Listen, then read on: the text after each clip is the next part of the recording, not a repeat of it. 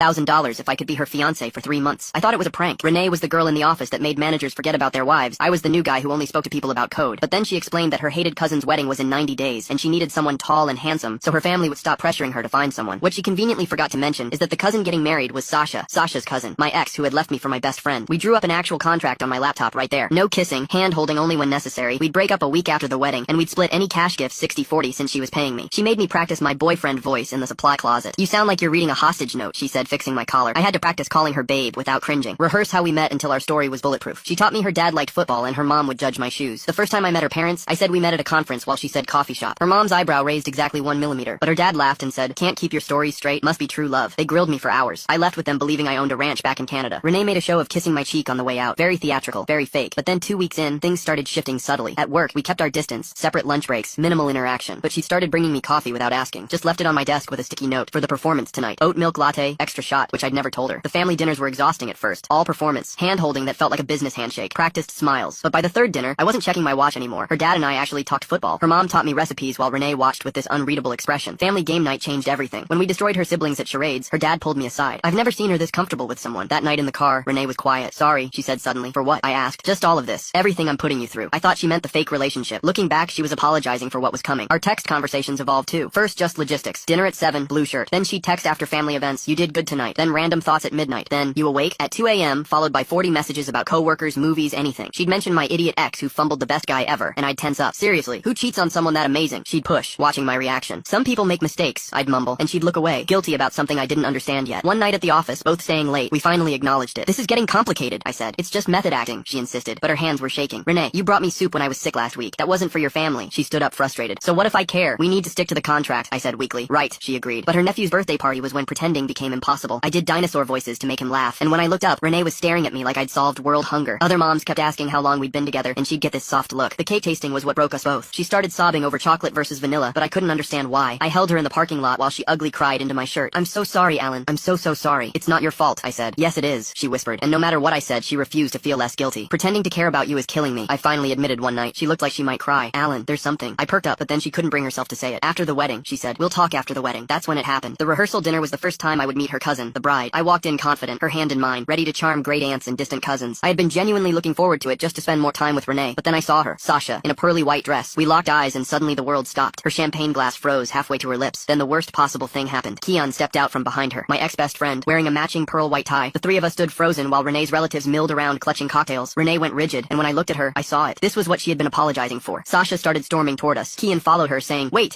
I can't do this." I turned to Renee. "Please."